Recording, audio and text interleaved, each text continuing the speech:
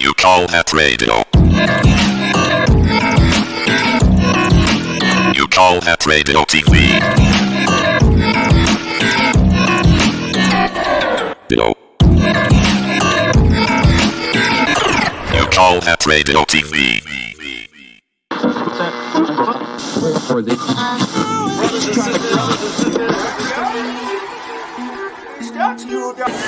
We are here to tell the people that we hear you. One God will not allow us and people of conscience to lose our morale.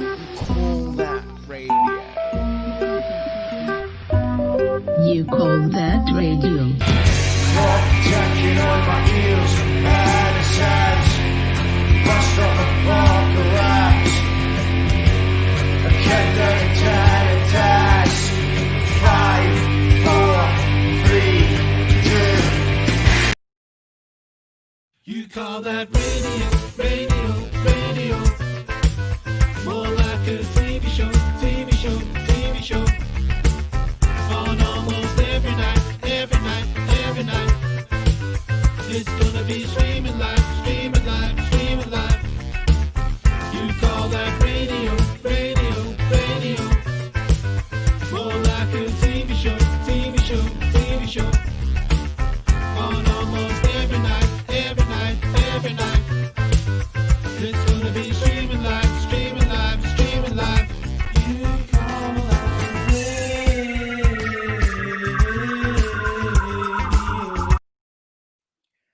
Welcome to the new relaunched You Call That Radio. We've got new banner, new camera, new light, which I spent about an hour getting just right. Then I forgot that it gets dark, so it might not be right anymore. But it's better than it was. Got a co-host. We're going to ask you to name him later on.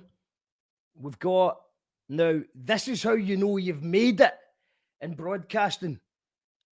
You call that radio mug.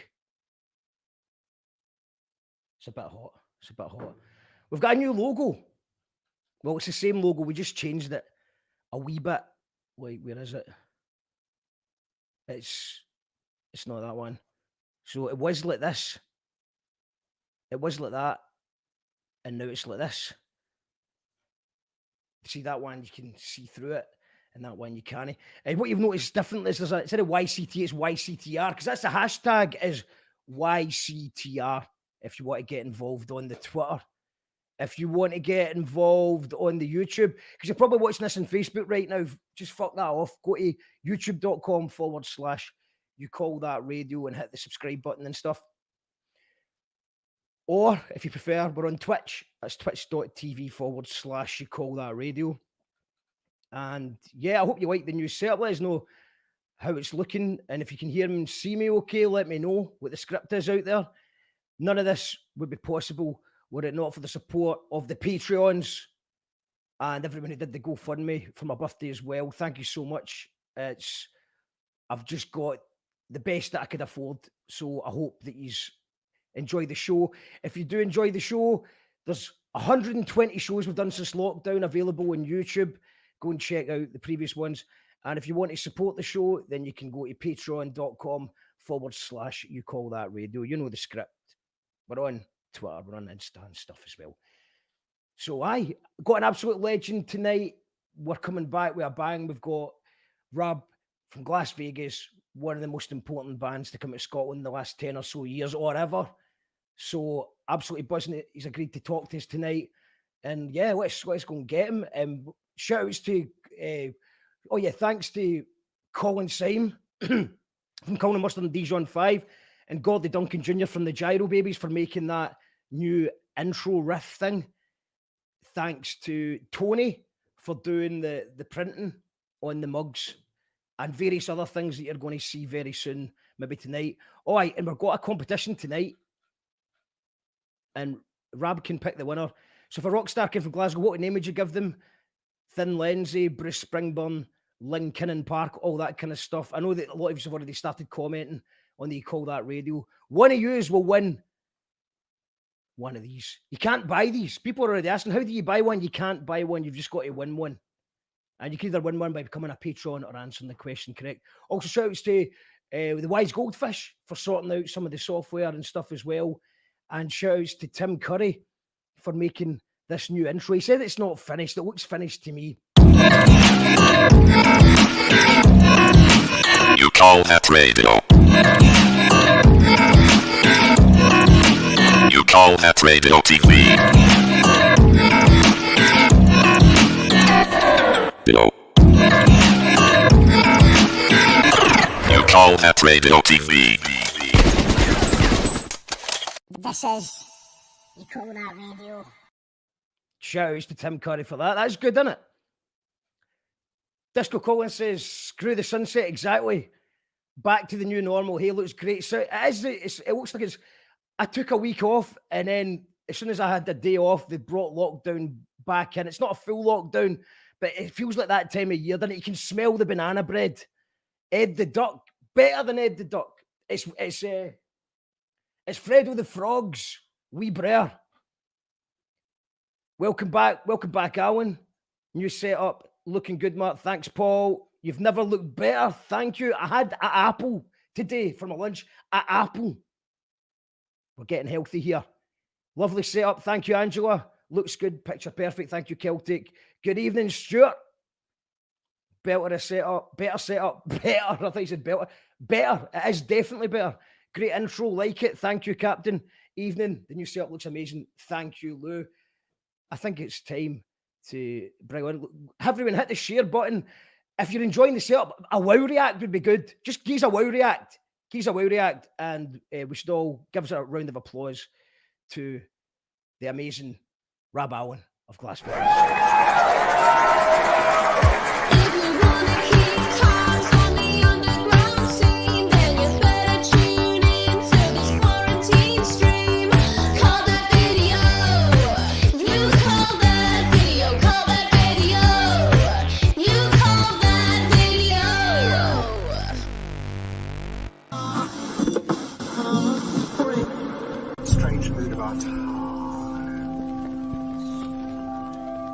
You call that radio? Here to tell the people that we hear you. One God will not allow.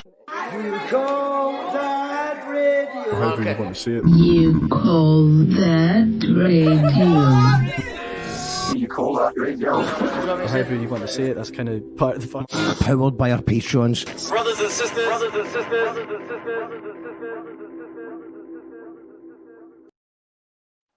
Rab Allan, can you hear me? Can you hear you? Good stuff, mate. Thank you so much for taking the time out to speak to us today. No worries. I know you're busy with a new album coming out. Can I just say that applause at the start? That's the most applause we've ever had, by the way, and it wasn't even real. So thanks for that. I appreciate it.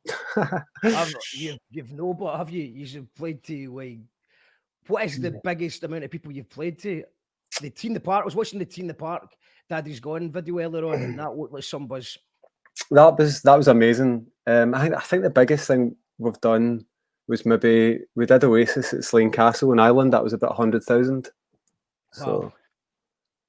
What does that 100,000 even feel like? Can your brain even compute it? The most I've ever played to was I did a cameo, one song on the main stage at Belladrum, and I think that was about 20,000. And I think it's just because your brain can't take in that amount of people. It didn't actually feel like that nerve wracking because it's just, it's your brain isn't used to that. It's weird. Like it's just bodies like right to the bag. You can't even see where the ends. So, aye. That is it. Nervous beforehand? Were you nervous before that? I mean, that's Oasis. No. So do you know what happened beforehand? We had been in Germany and we played 2 songs and walked off stage because somebody was too drunk to do the gig. I'm not going to tell you who it was. So we'd go to Ireland and the manager came on the tour bus screaming, gone absolutely fucking mental. So I hid in my bed and I let the other person get into trouble for what had happened. So I was just trying to stay at Hallway all day. So that was my chance not to have to see her when I was on stage, to be honest. Aye. And how's the new album? Did you meet Oasis or anything like that? Aye, we done a full tour with them. We were in tour with them when they broke up. And we did loads of gigs in Europe and stuff. They're lovely guys. James is in touch with Noel quite a lot. Noel sends him pairs of trainers and stuff whenever he needs a new pair of trainers. Noel will send him his Noel Gallagher edition. So, aye. Amazing, man. So did you when you're touring with Oasis, did you feel the tension? Did you kind of guess that the writing was on the wall for them, or do you think it was just one of these other wee brotherly fallouts? They were never in the same room. So like one would watch us for one side of the stage, one would watch us for the other. And the only time I ever saw them in the same room was my birthday, and my mum came over to France to see us, and the two of them were just pure sweethearts. Like looked after my mum, fed her, made sure she had a drink. She was trying to get a kiss, and the two of them were just lovely. Yeah, amazing, man, amazing. So it's because obviously I think you said to me that James is just finishing off the album right now. So the album's kind of done. What we're doing is we've got a few new singles to come out before the album. I don't know if I'm supposed to say that, but I've said it. So we're just kind of finishing those off before they kind of finish getting mixed. So, but I mean, the bulk of it's done. The bulk of the album's done. We actually started it in 2014, and then we just took a break. We were like, we're going to take some time, and then that turned into like 4 years or something, 4.5 years. And this is us just kind of getting around to finishing it. So. And it's James is self-produced it, or are you just all doing it yourself, or what was no? I mean, he's kind of produced all the albums anyway, but this one he actually recorded the whole thing. So like recorded all the drums, recorded the bass, all the guitars, engineered the whole thing, and then we sent it to somebody to get mixed. So he's basically got to learn how to do that whole process of making things up, which is another reason why it's took so long, but. Yeah, he's good at it. Yeah. So the new single sounding amazing. So is it a new sound? Can Glasvegas fans will they recognise that sound? Yeah, I mean, the thing is, we've got a sound whether we want to have it or not. Do you know what I mean? It doesn't really matter what we do. But with the first single, we weren't actually going to release it. James was like, "Oh, it's just a wee song I've wrote," and he was trying to put it to the side. And McGee heard it. Alan McGee heard it, and he was like, "That's the first single. That's what's gonna." And I'd been saying it to James for ages, so we kind of during lockdown we managed to get it finished. So you're saying that James is more likely to listen to Alan McGee than you? There's a hierarchy. So there's McGee, there's Denise, our manager, and then there's like the rest is. That's kind of generally how it works. Yeah. So is Alan's his creation management's your new? Is that a new thing, or? I mean, you've worked with each other before. But I mean, we've been friends for years. We've been friends with Alan from like the start. And then I met him about 3 years ago, and he was like, "I want to manage a band," and I was like, "Well, we've got a manager. James's sister manages the band," and he was like, "I'll manage the band with Denise because him and Denise are really good friends." So that's what we do. So. That's brilliant. I actually seen Alan not long before lockdown. He was doing a Q&A with Idols, the singer from Idols. And that was we were at that as well. So in fact, you were at one point. He said, "What song?" Or someone asked the question, "What any Scottish bands that inspire you?" And he said, "The Daddy's Gone." And you were up and yeah, that's right. Aye. Yeah. He was lovely. So he was the guy for Idols. I'm a big fan of them. Yeah, no, I seen them at Bristol, the homecoming gig about a year ago. Incredible. It was, I think, just in their home patch. First time I'd ever been to Bristol as well. So it was amazing, man. Great live band. And I think a lot of people maybe don't get them until they've seen them live. Yeah. Because I think that I'd always liked them, but then I seen we'd already had our tickets. We were going anyway. We were going to see Idols, Fontaines DC, Lauryn Hill, Grace Jones. It was some lineup. But when we watched the Glastonbury live, I was like, "Oh my God, I can't wait for that." And it was absolutely brilliant. So what would you say with the kind of new, I mean, I know Idols aren't new, but just in the last few years have just exploded. Is there any other bands that you're enjoying now? There's a band called October Drift that are really good. They're from down south. And there's a girl from Glasgow called Lucia that I think's amazing. Yep. I don't know if you've heard Lucia. Yeah, she's incredible. Yeah, so like every single she brings out, I'm like, that's her best song every single time. So, yeah, do you know what? Like, but I'm so busy, I don't really listen to a lot of new music. So I'm at uni doing a PhD, so I'm kind of every day I'm like kind of head down in that. So it's kind of, because when people are asking for supports and stuff, that's generally when I get to hear new bands. So what are you doing a PhD in? I'm mapping and measuring the Scottish music industry. All right, amazing. Yeah, it's for the, you know, the SMIA who do the SAY Award. It's like a joint kind of collaboration with them. They want to know how much the industry's worth, basically. And I started it before all this fucking madness. So now I'm having to write That about. doesn't really help with the mapping, does it? How do Well, you... what we've had to do, I'm going to need to map it in 2018 because I've not got access to anything. So I've been mapping it for, like, kind of based on what 2018 is and what the income in 2018 was. So do that, and then I'll look into what effect it's had on the music industry as a whole in Scotland. So yeah, We're talking about new bands there, but also some older bands as well. I know that we've got a mutual friend in Mad Skull, which is Harry. how I first heard about you guys, I think, was back in the MySpace days. I was just about to start my band, the Gyro Babies. We were about to begin at that point, and it was just amazing to see. Well, first of all, I loved Mad Skull. I just loved them, and on MySpace, and then also went to their gigs live. Aye. I seen James jumping on stage for a song Mhm. with him and stuff, and I remember that was in Capital to probably about 30 people at the time.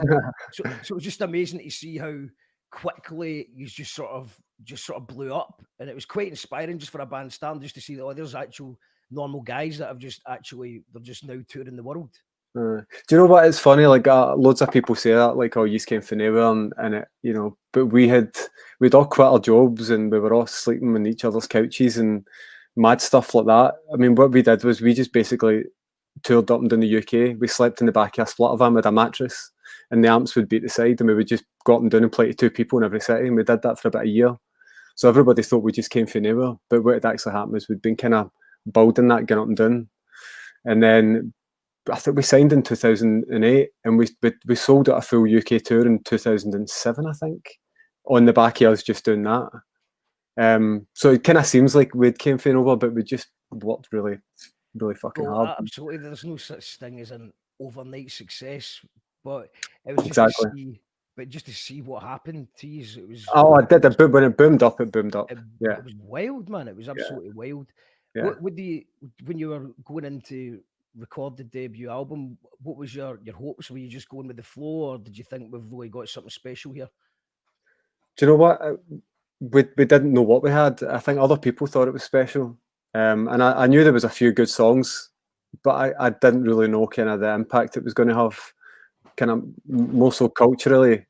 I think in the UK at that time, with a lot of stuff that was going on. So yeah, I mean, again, we didn't feel any pressure or anything. I think the label was kind of feeling under pressure, but we were just like we were just like, we're in New York. Basically, what happened is we'd signed the deal. 2 weeks later, we were in New York recording an album. So we're all working class. We come for nothing. Like, our mums would have like 3 jobs trying to feed us. So we went for that to having like fucking stupid money in the bank and not really having to worry about those things. So it was just like a big party for a while, to be honest. Well, as I'm sure you can imagine, if somebody gives you loads of money, you're going to go a bit fucking mad. So. And he's toured. I think I spoke to James like just after it was like a big world tour, and it was something. He was saying something like it would been like he's had played something. I don't remember exactly, but 360 gigs or like 350 gigs in a year or something like that. That was just after the wild year. It was mad. I think the first album we must have played easily 350, 400 shows over that first album. Like around the world, we were in America like 6 times. We were all over Europe. Like it was like a worldwide thing. Like Korea, Japan, China, Australia. We were everywhere. And I'm scared of flying, so to figure that one out. Well, you need a drink for the flight then, of course. Oh, it's a lot more than a drink, mate. It's a lot more than a drink. So when do you get to see any of the world while you're doing it, or are you just literally going tour bus, flight, playing a gig, or doing interviews? Do you actually get to see anything? It used to be like that. It used to be that we would just be up all night partying, go up the next day and do the gig. But like maybe the past 5-10 years, we've kind of started being a bit healthier and going to bed after gigs and getting up and going running and doing those kind of things. So yeah, I mean, now we kind of get to see more of the cities and we try and bring our families out, and some of us have got kids and stuff, so we kind of get families out to visit and stuff. So yeah, touring's a lot more what's the word I'm looking for, normal these days than what it used to be. Is that a lot of that a maturity of just trying to take things easier, or are you actually planning it that way so that you don't need to do, you've already made your name, so you maybe don't need to play as many gigs? Yeah, I mean that's the thing. Like we could tour a lot, and that, you know, that'd be fun. But not, I mean, like I'm 37 now. I feel really old when I'm touring, because it's a hard thing to do. See, doing that lifestyle and being on the road, and it's really hard. So that's why, like, when we're going to tour, we say, like, we'll do the UK, we'll do Europe, we'll maybe do a tour in America, or on some festivals, and that's it.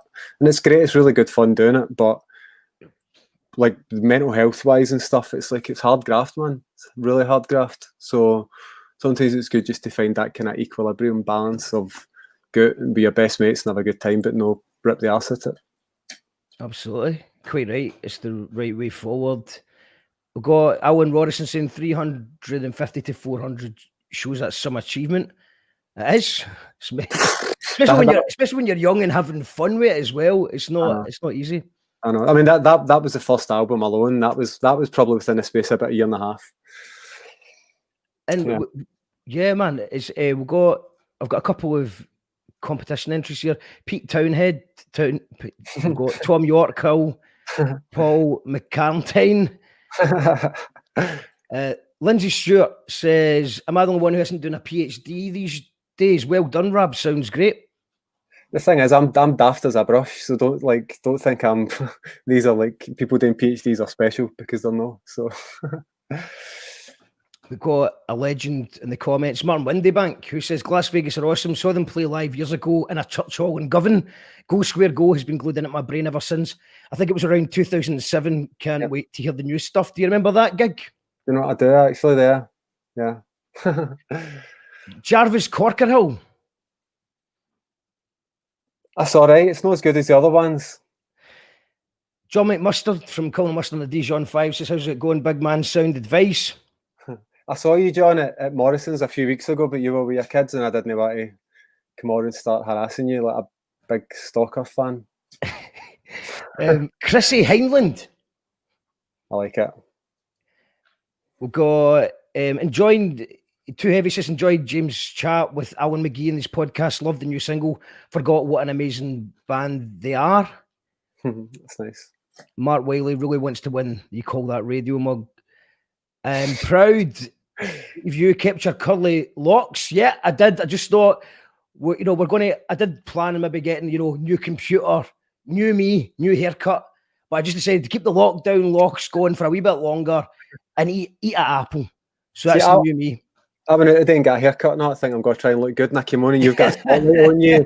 Hair's done all nice, looking good. Just a bit. Well, hair's done shite, but I've got nice lighting. Well, it was nice lighting before it got dark. Michael Dempster says it's looking magic. Magic looks cracking, says Ashley. Shouts to Ashley. I think she just started her new breakfast show on GFM. I know Ashley as well. Aye, she's mental.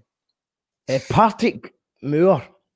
Also, I seen someone else saying the Partick Monkeys earlier on in the comments. Gaynor says he has perfect hair. I'm assuming the Gaynor's talking about your hair.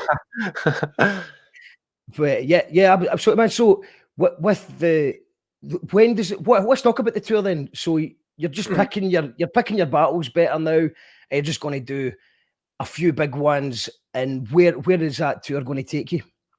So we've announced a tour in April. So that's a UK tour. So we're doing like Manchester, Liverpool, Leeds, Birmingham, Bristol, London, Brighton, and a few other places that I can't remember.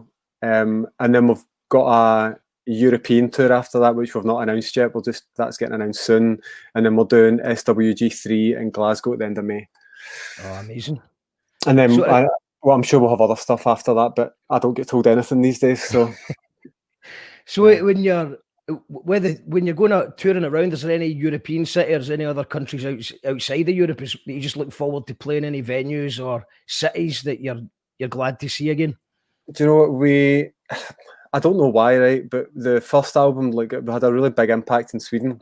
We went to #1 in Sweden. I sound like I'm pure dropping bombs here everywhere, and I'm not meaning to do that. But like, so it's funny, like, we're bigger in Sweden than we are in Scotland, which is like strange for a band. You know what I mean? Like, normally where they come from, that's where they're kind of well known. But James has lived in Sweden. His wife to be Swedish, so yeah, I guess we've got quite an affinity with Sweden. Yeah. I've been to Sweden once. It was only for a couple of days, and we literally just came from the airport to a house, and I think we went to a restaurant, but we just had a good time in Sweden. So from what I've seen in Sweden, it was a beautiful place. All the people were very friendly, and I would like to go back for a Glasvegas gig. Maybe that'll happen if gigs go ahead. I mean, everything's so weird just now. We don't even know if there will be gigs at that point, but I suppose it seems like it's far away enough that you've just got to kind of hope. What's it been like? No live gigs for you, even not even as a punter. Yeah. Well, I mean, so the album was supposed to be out this year. We had tours booked for October and for November, and we had to move them because of this. So we've moved them to like April and May. But even then, like, as you say, nobody knows if it's going to happen. So, but you've kind of got to make some plan, because if you don't, then you're waiting another 5 or 6 or 8 months or whatever it is. So, yeah, we just have to kind of try and move forward with it. But hopefully, that's a very good point, because there's so much, right? So far, all the gigs and tours been cancelled since March to now. Yeah, you've got all the bands that were going to release their stuff in the summer, exactly, or the winter, are all ready to go, and then you've got the people that were finishing their album in the winter that were going to tour it in the spring. So there is going to be a backlog, and I suppose in some regards it's quite exciting for fans out there, because there's going to be such an influx of new music.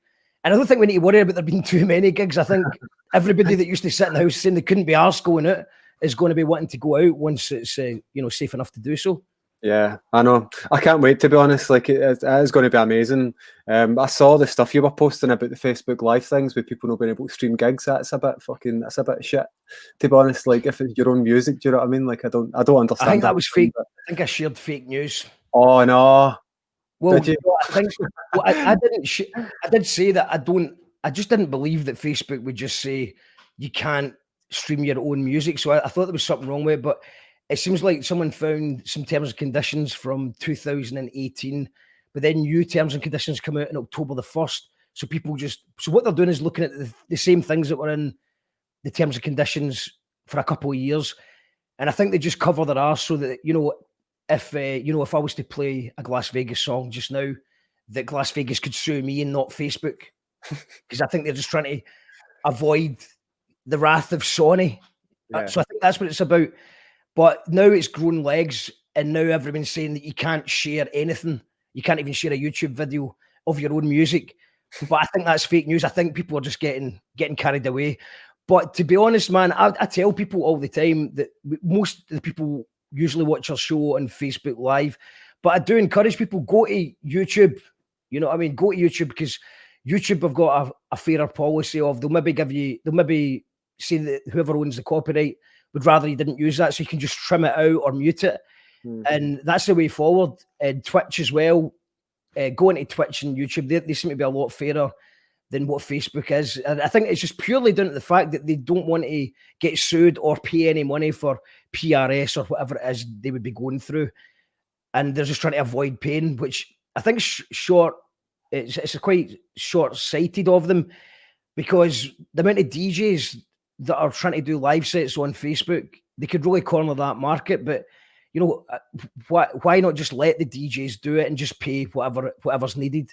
But I suppose maybe the other side of it is the record companies aren't exactly going to let Facebook off with a small check either. So it's just probably a battle of rich people. Yeah, I know. Oh, I'm not one of them, so yeah. Don't know. We've got Stuart Blair saying "fuck the banks." Bank charges. Yep, Stuart Blair is referencing a bank charge song from the Gyro Babies. The Chosen Lonely says the Loft gig in Forest just after World Is Yours came out is still a major defining moment in my youth. What a tune that is. Can you remember that? Yeah. Do you know what, that gig in Forest was amazing? It was a barn, and it was like a converted barn, and like the back wall that we stood in front of, there was like hay and that everywhere. It was just mad. But Stuart Blair actually was at that gig as well, the guy who wrote in. And Stuart's one of the craziest guys I've ever met. I think the first gig, he's for Fife. The first gig he ever came to that I remember him coming to was in Edinburgh. And about a month later, this is before we were signed, and he was travelling about the UK to see us. He came to Middlesbrough to see us, and we played, I think it was the first time we played Pullman on My Mind, and he was licking the monitors at the front of the stage, and I was like, this guy's on drugs. It's like he's like on something. When we met him after it, and he wasn't, but he's just like, he's the biggest music fan, like so passionate and emotional, and he's a massive Glasvegas fan. I remember Stuart from maybe even Bebo days.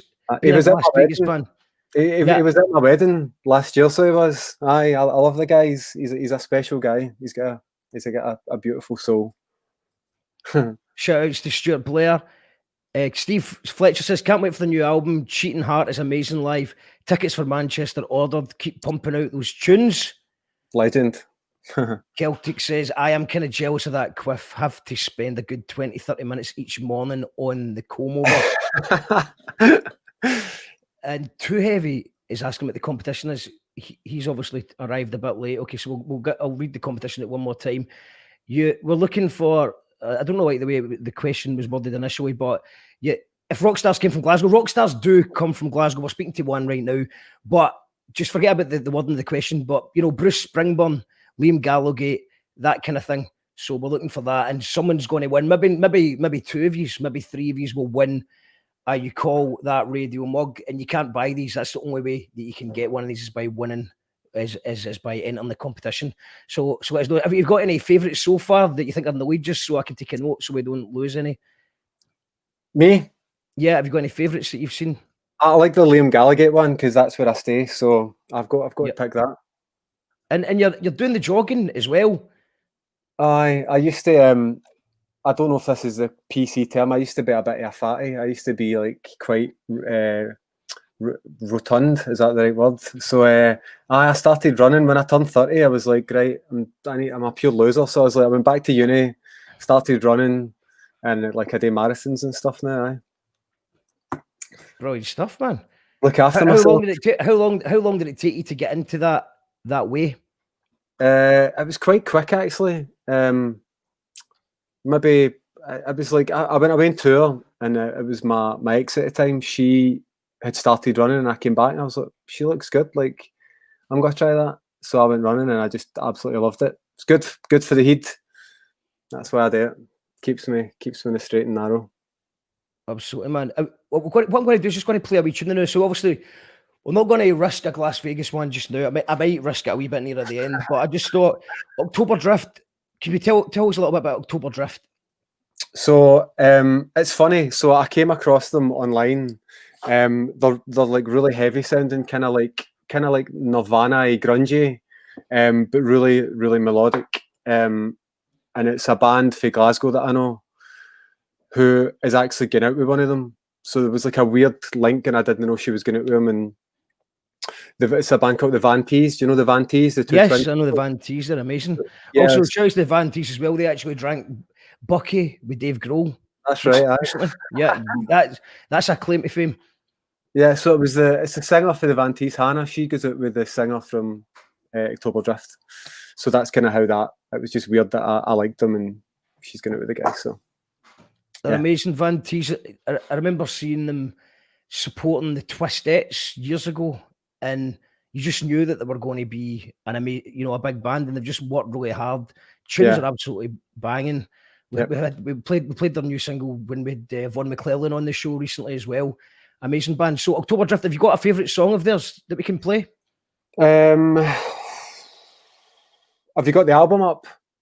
I'm using the YouTube. So if you want, what I can do is I can share the screen, and you can I'll tell you, it's the second song on the album. Okay, so get the name if you can just find that, and then I'll play it. It is Oh the Silence. Oh the Silence. Okay, yeah, and it's got an official video as well, which is brilliant. and it should be safe enough to share them. So this is October Drift. Oh, the silence. I got you. Ready? Yeah, he's 1, 2. 1, 2, 1, 2. Yo, this is Charlie Tuna from Jurassic 5 live and direct here in Glasgow, Scotland, and you call that radio? If you don't really know what's going on, there's a show that also doesn't know what's going on. Call that radio TV. You call that radio. Call that radio TV. You call that radio TV. We are here to tell the people that we hear you. One God will not allow us and people of conscience to lose our morale. We see the crimes of this government, how they support every dictator and criminal on this earth. Sometimes you can feel down. Sometimes you're As you call that radio, it's a bit of a relaunch with a couple of weeks off. We've got Rab Allan for Glasvegas on the show tonight. Just a wee shout out. We're here every night or most nights at 7 o'clock. Tomorrow we have She Drew the Gun, which is one of my favourites. Do you know She Drew the Gun? No. Amazing. We might. I don't know. I don't know if we get away with playing She Drew the Gun in the show either. But amazing. I think Liverpool-ish based. Poems, one of the great songs written in the last 10 years. So buzzing to have She Drew the Gun on the show tomorrow. On Wednesday, we've got Michael Redman, who a lot of people know as Father Stone from Father Ted, but he's also just an amazing stand-up comedy. He's appeared in Brass Eyes, Stuart Lee, and all that kind of stuff. So buzzing for him. And then on Thursday, we've got Tap End's Finest, who is an amazing artist, MC, and now a clothing brand designer of the same name, Tap End's Finest. And then Friday, we've got Matt Scott, who's just dropped his debut album. So it's a good week, man. And I'm glad you could actually be the first person to kick it off. It feels like I've been doing this almost every day since lockdown began. So having 2 weeks off, I'm just getting used to it all again. No, you're doing well. Is this what you want from me? You want a wee? Yeah, I just want a wee pat in the back, which is good. A wee pat in the back. You're doing amazing. Is the lighting okay? Getting too dark? You can still see me or enough of me? That's fine. You still look good, mate. You still look good. Thank you very much. Okay, we've got some good ones coming in. Sheryl Crow Road. That's all right. Mark here from Rattray Blairgowie. All right, Mark. We've got the Linthouse family. That's good. Shout out to Alison. We've got Alan saying Cyprus, Scotstoun Hill. We've got here. I don't know how to say that. Sverge? That's James's fiance. Swedish. That's James's fiance, Molly. And she says it's Shannon hiding in the background somewhere. That's my wife. Shannon's my wife. She's hiding in the background. She's in the other room listening to us doing this. All right, there'll be a wee bit of a delay then. Yeah. Hiya, how you doing? We've got Mary Veronica says love it. I think she's talking about that song that we just listened to from October Drift. Great, man. Really enjoyed it. The album's great. The full album's amazing. So it's a really good album. I'm going to check that out. And we've got Alison Rennie saying Govan Morrison.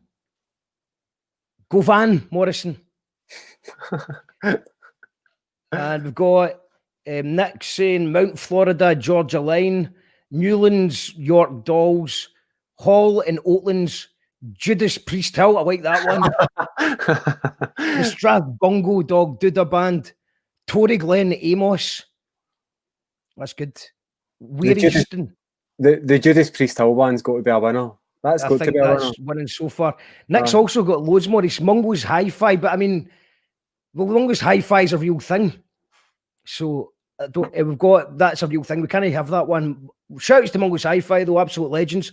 Annie's Land Lennox, the Broomhouse Rats, Lilybank Allen, the Glen Millerston Band, the Cow Glen Miller Band, Queen Zley, Sandyford Tom. Are any of those ones? Do you know what? I like the Lily Allen one, the Lilybank Allen, because that's because that's the street James grew up on in Kilmarnock, Lilybank Street. All right, okay. So that's definitely up there. We've got Harriet's in the house. Mr. Shouts to Morgan Harry. Jr. As you do. If people don't know, we're talking about Mad Skull earlier on. Harry's part of Mad Skull, and what a band they were. I tried to get them back for the Gyro Babies 10th anniversary gig. I tried to see if they were up for it, but I don't think it happened. Well, it didn't happen. But I would love to see one more Mad Skull gig. Yep. They went on tour with you, I think, when you were just, I think you'd just been signed. Is that right? That's right, yeah. It was like a UK tour. We took them out. And they're mad. They're amazing. Like, I've still got their CDs for like 2007, 2008. Like you were saying, and their songs are absolutely banging. Harry's he's an amazing songwriter. One of the best songwriters Scotland's produced, to be honest. He actually works with our manager Denise. They work together and find that kind of younger artists and work together and write songs with him. Guy's a legend. Absolutely, shouts to Harry. Raymond Dito's in the house. He says Frankie goes to Hag Hill. We've got Dan Lockwood saying, any plans to come to Slovakia? Do you know, one of my friends was at Slovakia last year and said that I need to go. I need to go and somehow do a gig there. Have you ever been to Slovakia? And do you have any plans? Not as far as I know. We played in Croatia, and a ton of people from Slovakia came to the gig in Croatia to see us because they're next to each other. But I don't think we're going on this run that's coming up. I'm afraid, sorry. Well, maybe in the future. Maybe next time. Tory Glenn and the Conservatives. That's from Tam the Van. Shouts to Tam the Van. I like that. We've got Lost in Berlin is locked in. Shouts to RST. So, man.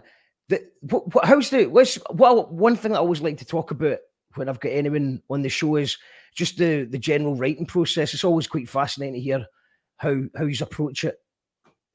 So, I mean, with each of the albums that we've done, what's generally happened is that James would demo a song, bring it to the band, we would learn what was there, and then we kind of start messing about with it. So we'd normally learn what he's done, and then there's normally the odd we work on a few drum bits or whatever here and there. But I mean, the songs generally stay the same. I mean, he's got quite a good idea about what he's doing from the start.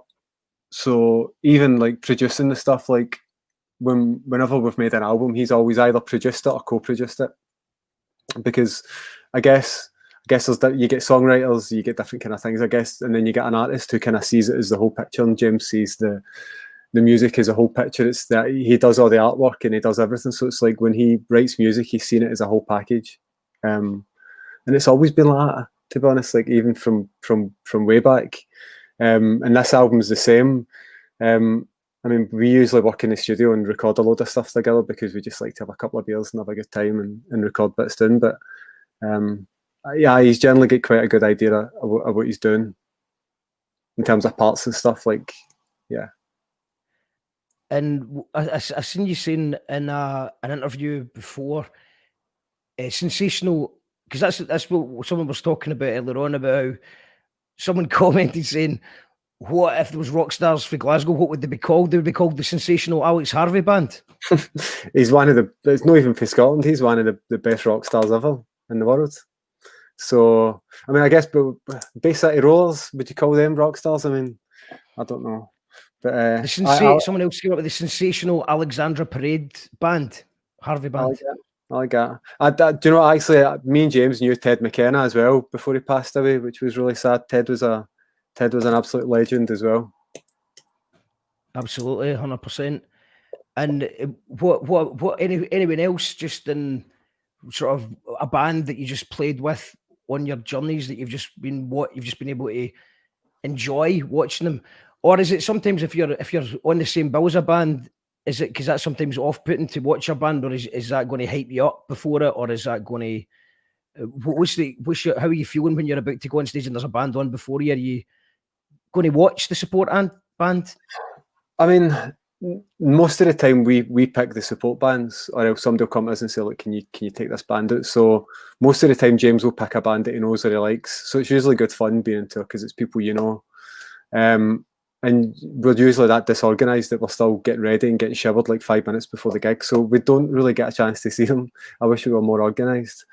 With the bigger gigs, like, I mean, we played gigs with like U2 and Kings of Leon and like big bands like that. And it's just, that's cool. Do you know what I mean? It's fun. You get to say hi and you play to loads of people, but there's like people walking past eating hot dogs, like throwing things at you. Nobody cares when you do the big gigs. Do you know what I mean? It's like they don't. It's like festivals. It's like unless you're there to see that band. Do you know what I mean? So I've heard this a few times before as well. So would you say that the idea of supporting a bigger band than whatever year, is it as important as people think it is? Because obviously when someone does get that big support slot, they're obviously quite rightly chuffed about it. Yeah. I mean, do you know what? I think it depends on the band. I mean, us supporting bands has never really worked out that well before. We've been kicked off a few tours. We've been asked to leave a few tours. So, I mean, because I think other people are pure business time when they're in bands, do you know what I mean? So they're like, oh, we're going to make the most of this and we're going to go out and get all the audience to clap and we're just like, just give us money and we'll play and we'll put on a good show before you. It's like, everybody's got different ways of doing things, but we've never really played the game that way and went out and tried to kind of sell the band. Do you know what I mean? The way some bands do. So I'm sure there's bands out there that get support slots and they work it really well and it's good for them, but we've just never really did that. Yeah, I suppose it's sort of if you're supporting, like, I suppose I'm just thinking, if you're supporting like a party band and people are there for a party, putting their hands in the air type thing, and then it's Glasvegas time with just a wall of sound. Not every audience can handle the sound of Glasvegas. We played with like Kings of Leon. We were playing in London, and I looked out in the crowd at one point. And there's a girl like that with her fingers in her ears, and I was like, you know, that's always a good start to a gig.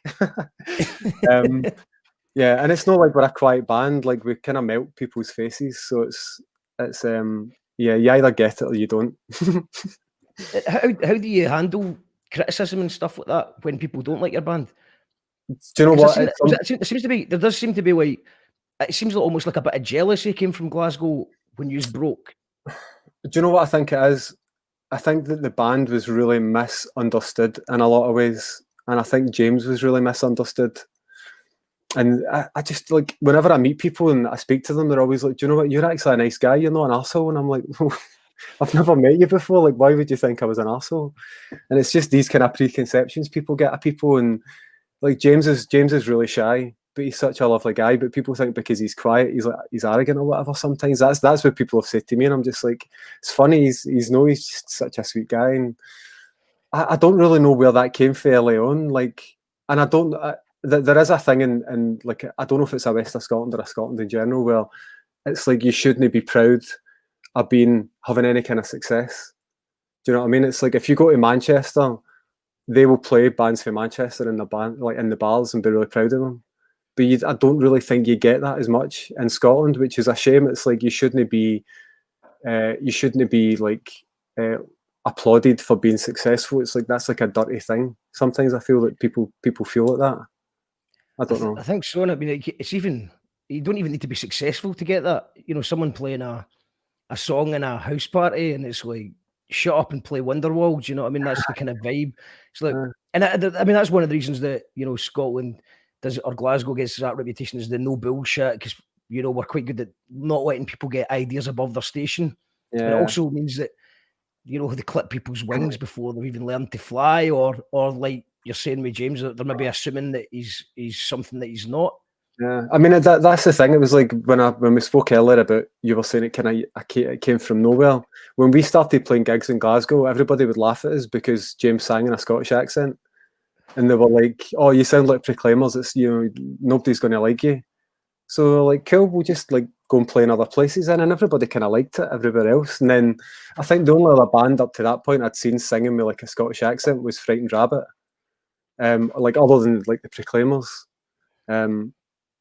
Because James, the first time I ever heard James sing, he sang in a Scottish accent. Even I thought it was weird. I was like, that's different, man. Do you know what I mean? And then like loads of people started doing it.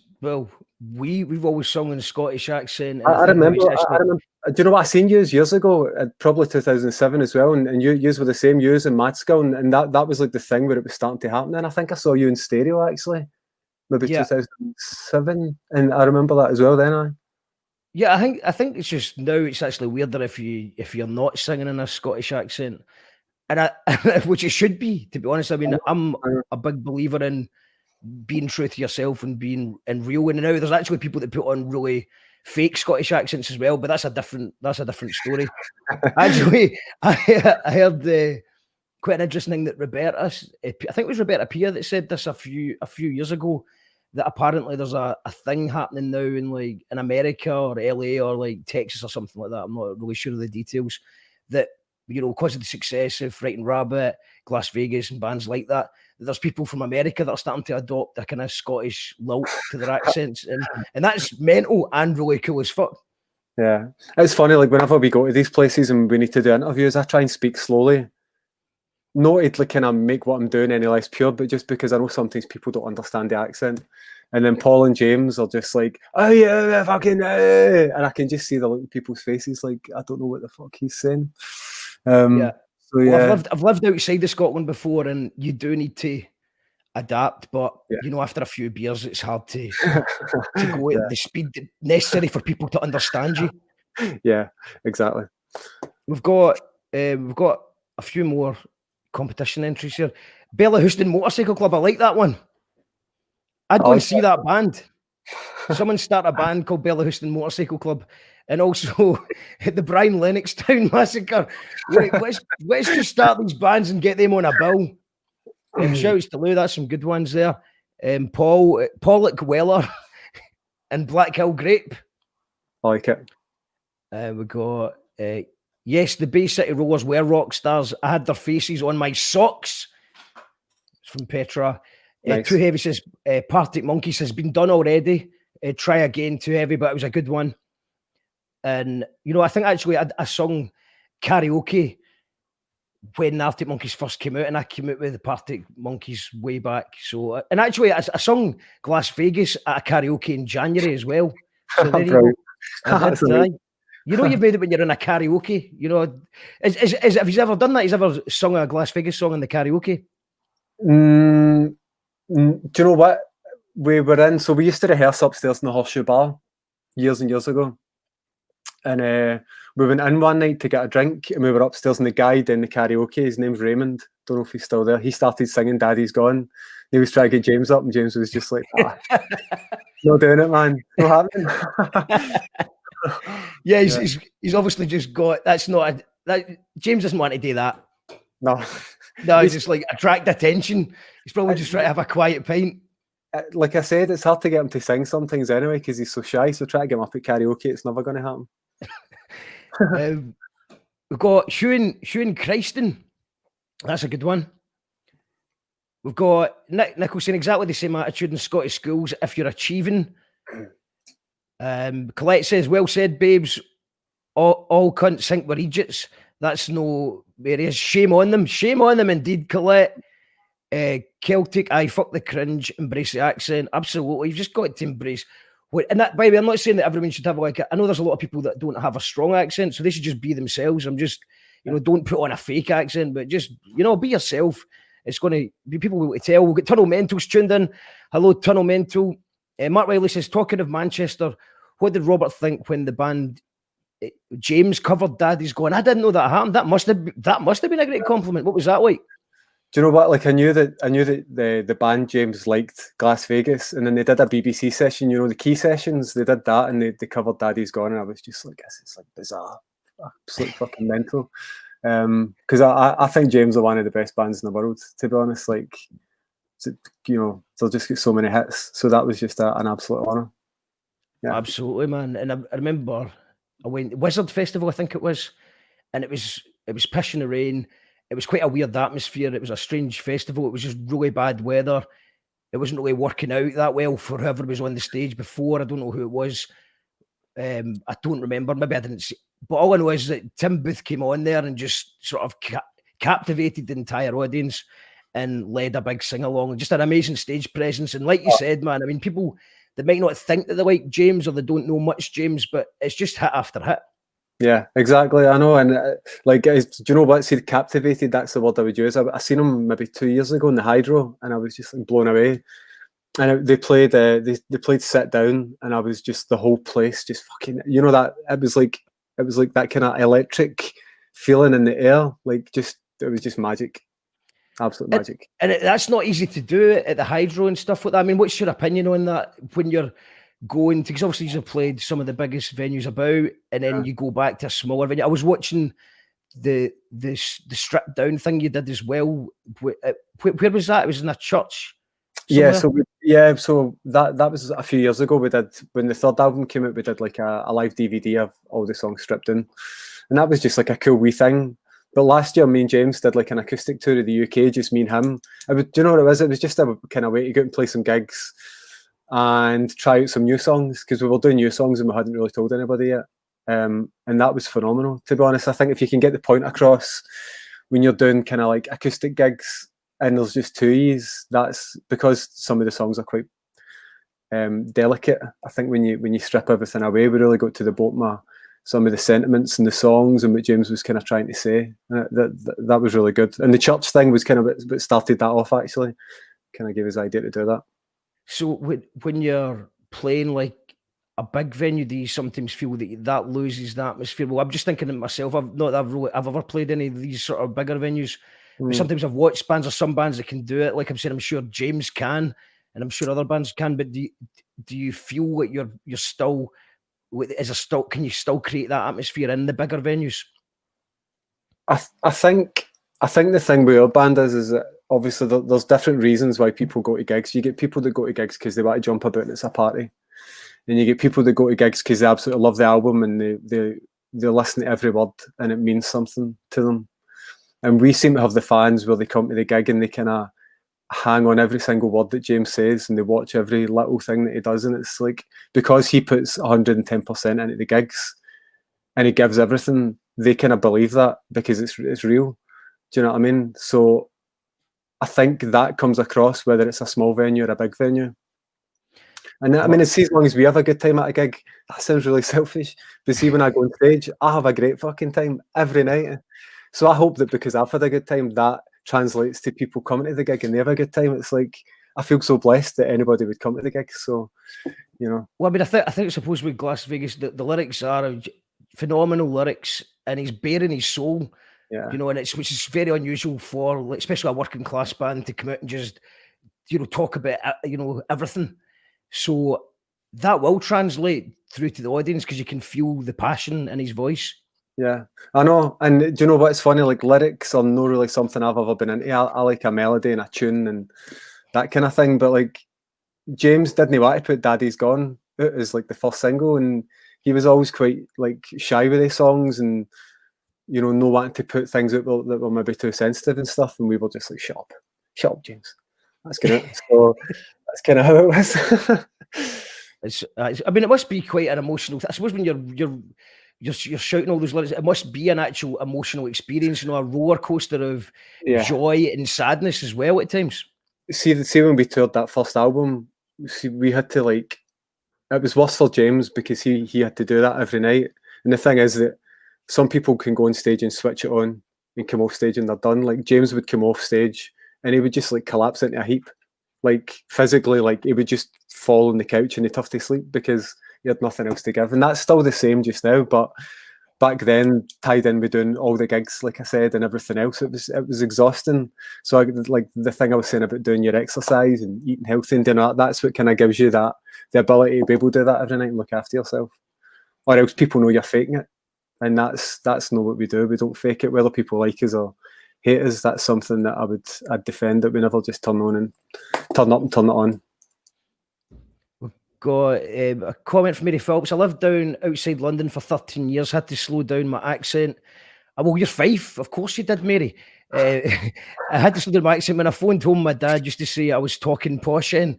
Yeah, that happens. No, that happened to me as well, haven't it? As soon as you go away and you have to slow down, then you come home and then people are like, oh, you sound English, which isn't the case, but that's just the way it is. The Barhead Band, says Lou.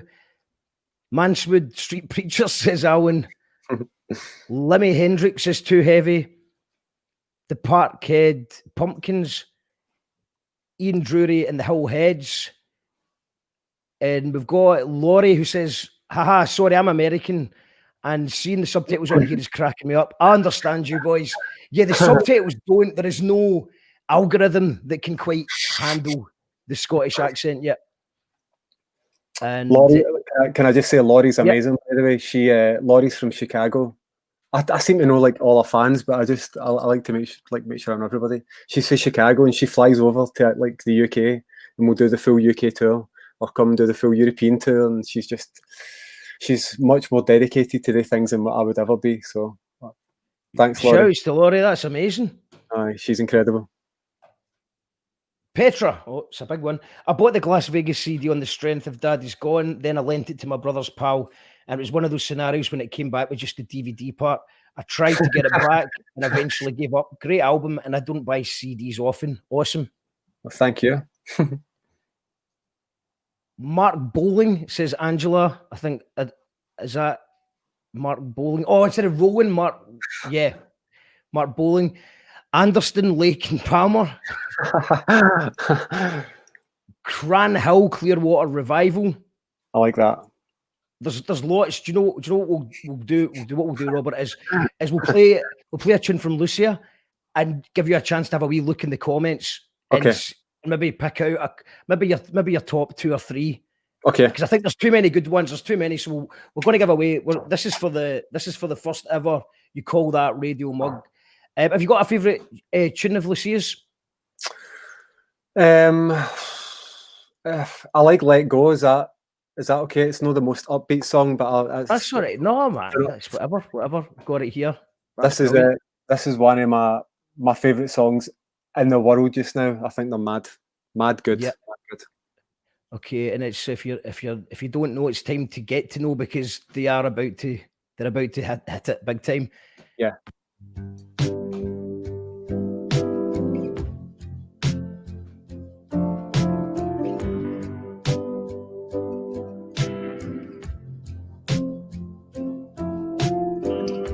Is it bad to have home? It's just the way I feel. I want you to love me, but it's really no big deal. We know that you can't help me, and maybe that's a fact. Those are the girls I'm gonna tell you they won't last. When I looked to you and walked away, I should have told you that I thought about you every day. And it's okay if you wanna let go. If there's no way for me to make you stay, but I like your love. And if you like mine, then you'll come back to me in your own time.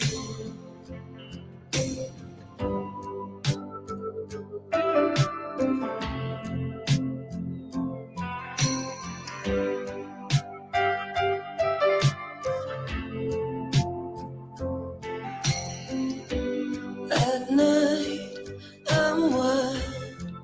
Thoughts are swimming in the deep end, drowning my head when it goes on. They say nobody's perfect, but I feel really bad. All of our friends, they just tell me to relax, and I wish you thought the same. When it was me who was throwing everything we had away. And it's okay if you wanna let go. If there's no way for me to make you stay, but I like your love. And if you like mine, then you'll come back to me in your own time.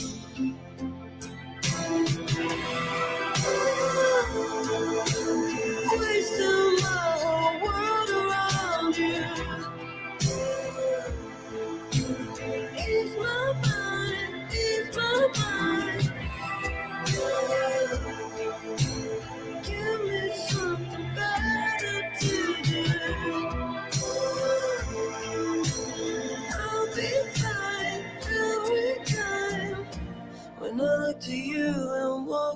away. I should have told you that I've thought about you every day. And it's okay if you wanna let go.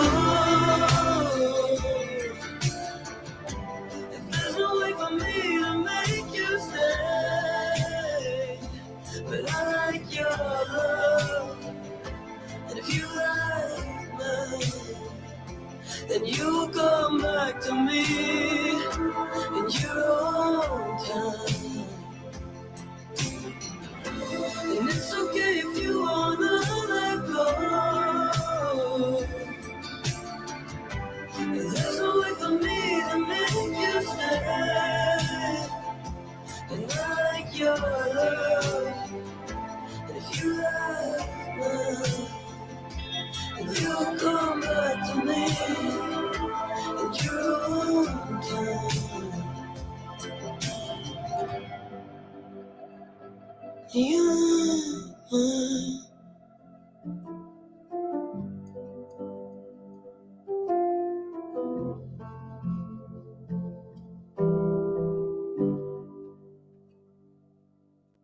You call that radio?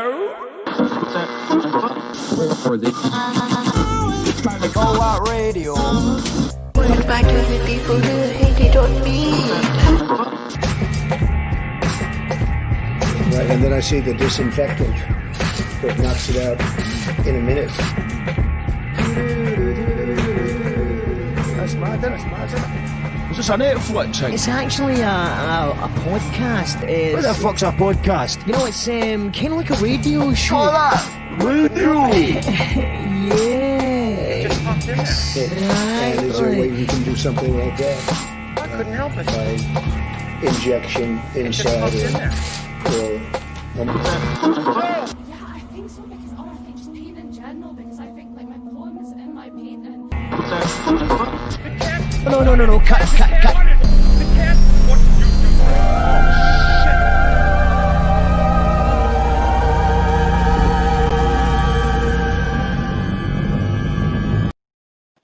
As you call that radio, another belt tune for Lucia. Amazing stuff. And we're back here every night. We're here tonight. Tomorrow we'll get She's Drew the Gun. Wednesday we've got Michael Redmond. Thursday it's Tap Ends Finest, and Friday we've got Matt Scott. So just tune in every night. It's 7 o'clock. If you want to support the show, then you can do so by becoming a patron. This show would not be possible without the patrons. We've managed to make a thing. We're building a thing together, and if we can only do it with people's support. So if you can afford a couple of £1 a month, then you also go into very regular raffles. We're going to try and do a daily raffle every day.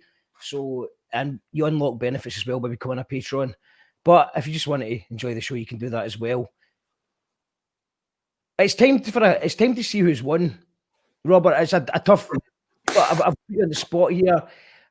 There's a lot of good competition. I think we've got to say thank you to everybody who entered. It's been good crack. Anyone in particular? Have you got any special mentions? So I've picked 3. Is that how many? Or are you going to pick some? I think it's a fuck mad, and I'm just going to go for we're going to give away three You Call That Radio mugs this evening. And just before you do that, there's a couple last minute entries. I don't know if they're good enough to change your mind, but we've got Gilshy Scott Heron. We've got Black Stabbath, Queen Street. Okay. And Royston Orbison. That's a good one. Drum Chapel Street Preachers. Fat White Inch Family. That's a good one. The Sucky Hall Street Preachers. Suicide and the Banshees. Also, Laurie says, love you, Rab, and guys blush. Amazing stuff. Okay, were any of them good enough to change your top 3? So, Royston Orbison was definitely, I picked that one anyway. All right. So Royston Orbison, that because I love Roy Orbison. Liam Gallagher, because that's where I stay. And I had to pick Judas Priest Hill as well. Okay, amazing. So, so Alan, so we've got Alan, we know Alan's won. That's great. I'm glad Alan won because he's a regular watcher of the show. Alan, you've won a mug. Send me your address. Send me your address, Alan, and I'll post one out to you. Whoever said Liam Gallowgate or in fact, it's going to pick another one because nobody said Liam Gallowgate. Liam Gallowgate was one of the examples at the start. Well, do you know what? I've actually got somebody else, Paul McCarntine. Paul McCarntine. So if you said Paul McCarntine or Judas Priest Hill, I'll go through the comments and find you. But it'd be easier if you just send me a message to the Facebook page or the Twitter or the Twitch or the YouTube. I don't know. We're here. We're on all the things. Get in touch with your address, and you've all won that. Well done for everyone for playing that. That was great. And I think that what we're going to do is we'll end the show with a Glasvegas live tune. I think maybe I was thinking Tea in the Park, Daddy's Gone one that I watched earlier on today because it just looks amazing. And also that's just probably my last question as well for you is a best gig, worst gig moment. I know some people don't really like the worst gig thing, but I like it to talk about the bad gigs. But is that a bad thing? I think it was Tim Burgess said that he doesn't like the question. Do you know what? It's because see when you're like see before we kind of signed a deal of that, when you do wee one-off gigs, you put so much into the wee one-off gigs. If it's a bad gig, you really hang on to it. But when you're on tour, half the tour's probably like okay, and the other half really good. So that you just kind of get on with it. Do you know what I mean? I mean, we've had some absolute fucking horror shows. Like, it's not really been recently. It's probably more in maybe the first album, I'd say. When we had a drummer that couldn't play the drums, that's always a good start. There's too many bad gigs. Too many. Honest, far too many. It's like, and there's videos out online, which is really embarrassing. Some of them. Best gigs. The Tea in the Park thing was always going to be like a highlight. That was just special. Like we did Tea in the Park 2 years in a row. We did it in 2008. And that was just kind of when things were breaking. And I saw a guy with a knife cutting the tent because the tent was full. So this guy pulled out like a knife, like that size, cut a hole in the tent, and just there was like people piling in. It was just like insane. And then the second year we played it was probably the one you're going to play the video. And a guy climbed the big truss in the middle of the tent to hold it up. A guy climbed it. And in true Scottish fashion, people were shouting jump. Which is, do you know what I mean? And I think I don't know if he jumped or not, but I've seen a video of it. It was quite funny. Jump! And luckily, he didn't. He's fine. He's fine. Well, I've never heard, but I'm sure he is. Judas Priest Hill was mine, Mark. I'll PM you. That's Nick. Congratulations. Oh my God, Mark Fongu. Babe says longer. Daddy's, please. Yes, Daddy's Gone. Daddy's Gone is coming on next. And it was Mark Wiley who said Paul McCarntine. Well done, Mark. You send me PM me your address and we'll get those mugs sent out. Yes, well done, Alan. Yes, everyone's happy. Yes, Royston Robertson. It's a good one, says Violet Pepper. It is indeed. Cyprus, Mary Hill. It's over now. The show is over, but we'll be back tomorrow. There'll be other chances to win the mugs. You can't buy the mugs, you can only win them. So tune in tomorrow at 7 o'clock. We've got She Drew the Gun on, and I'll be back in a wee minute after the song to let you know if Facebook or YouTube have given us any trouble or not. So let's talk about just briefly, just to type this up. What are you feeling before you go on stage at Tea in the Park? What's the buzz like? So the buzz is like your mum can't get into Tea in the Park and everybody's phoning you on your phone.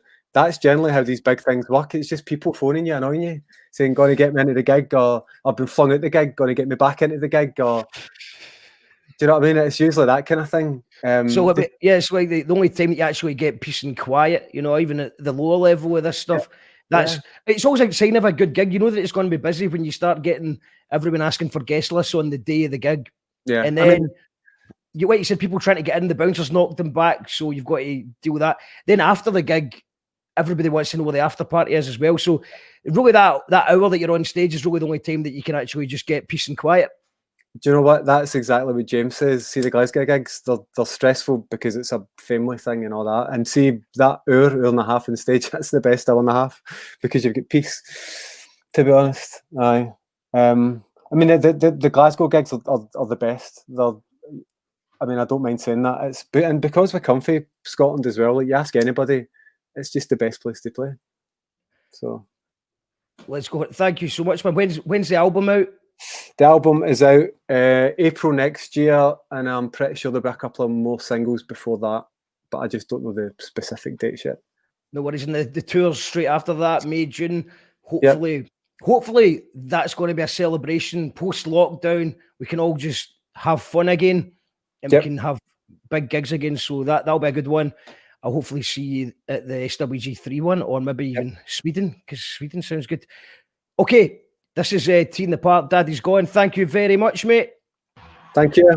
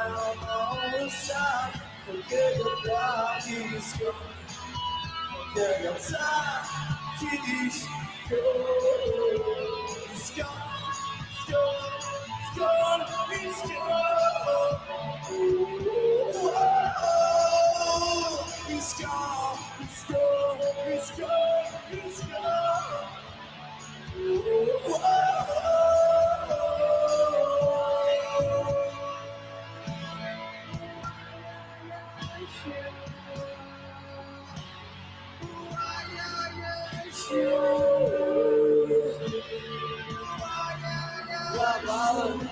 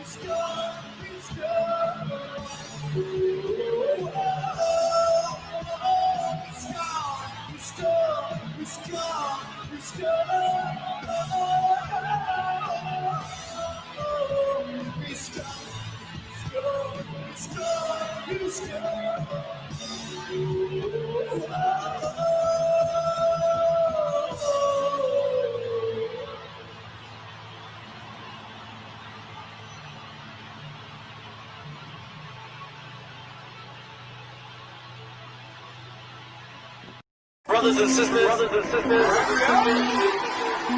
is that you, Daniel? Are you before me?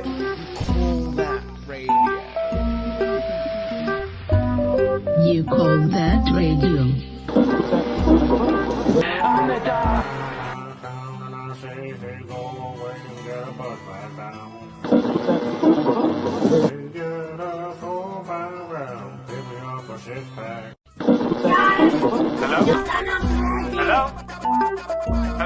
Hello, yes, this is Dog. Yes, thank you very much to Rab Allan of Glasvegas. Hope you are enjoying it. Hopefully everything was okay and smooth. I've moved from a MacBook to a PC desktop Windows scenario, so everything's a bit different. Mainly the hashtags and a different bit. It's all new here, so hopefully everything sounded and looked okay to you guys. We've got some comments. Brilliant, says Serena. Bra, Marky, bra, son, just bra. Thank you for tuning in, Sugar Cube. Loving the new setup, Mark. Thank you, Mary. I'm wearing children's headphones, which are probably volume limited. Probably we should all be volume limited. And cheers, Mark. And Rob says, Tunnel Mental. Aye, it was better. And good show, says Angela. Dope show, Mark. Good guest, genuine down-to-earth guy from a great band. A fantastic band. And thank you. Thank you for tuning in. Do you know what? I'm going to end the show with a song from She Drew the Gun, because we didn't get chucked off for playing Daddy's Gone, the live version. So I'm just going to see if we can get away with playing She Drew the Guns, because I would love to tomorrow to be able to play some of She Drew the Guns tunes while we're discussing, because like what an amazing writer is Louisa. So it was brilliant. I PM'd you my address. Nice one. Worked great. Thank you, Celtic. Looking and sounding great on the new kit. Thank you, Raymond Dito. Shouts to Tony for doing that and doing this and doing that. We need a name. Maybe that'll be tomorrow's question. We need to name this guy Fred with the Frogs, wee brother. We'll find out. And thanks to all the patrons. It looks better because everyone supported the show. Honestly couldn't do. I don't know what I'd be doing right now if it wasn't for you guys. So if you want to support the show, go to patreon.com/you call that radio. Help us build the thing, and you can win things and stuff too as well. Okay, and with that, I think I'm just going to play She Drew the Gun. This is the relaunch of You Call That Radio. Tomorrow we have She Drew the Gun on the show. Wednesday, we've got Michael Redmond from the likes of Father Ted, Stuart Lee, Brass Eye, stand-up comedy legend. And Thursday, we've got Tappin's Finest. Friday, we've got Matt Scott. It's a big week, and next week's big as well. So thank you very much for support. And yeah, let's check us out. In my opinion, this is one of the best songs that's been released or written in the last 10 years. So I'm absolutely buzzing that she's going to be joining us tomorrow. Check it out. Let us know what you think in the comments. And I hopefully see you tomorrow night. Strange mood about. You call that radio. Makes coherent sense. I don't know what happened there, but it looks like YouTube suspended us briefly, but now we're back on YouTube. I don't know what happened there, but it said stream suspended. Playing on here. Yeah, I think that the Glasvegas tune got us suspended briefly. I think that's what happened. Back on, it says Twitch. Yeah, Mary Phillips is on Twitch. It's all fun and games. That's why Twitch is best. Well, Twitch has never suspended us before. So I don't know what's happened there. It's gone again. I don't know what's going on. But thanks to everyone who's tuned in. I'm going to now read the message from YouTube to see what's happened. Because obviously we've just played two songs from two of our guests. We've listened to a Glasvegas song earlier on from a member of Glasvegas who was happy to see the song. And tomorrow we have She Drew the Gun, so I'm sure She Drew the Gun is happy with that as well for us to play the tune. I don't know what's going on. Twitch, it seems like Twitch is the winner in the streaming games. So go to twitch.tv/You Call That Radio if you don't want to get cut off ever. Brilliant show as always. Thank you, Mary. Thank you, everyone, for tuning in. It's been an absolute pleasure. And we will see you again tomorrow night. See ya.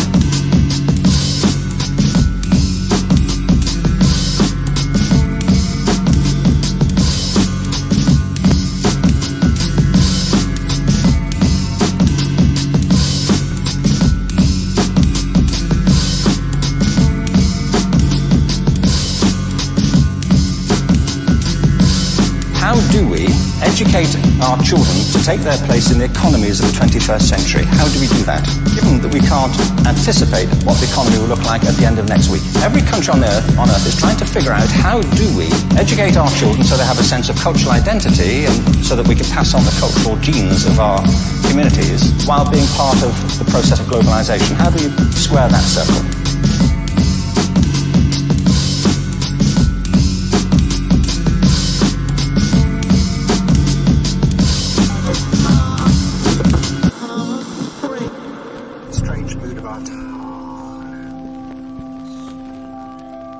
You Call That Radio. Makes coherent sense.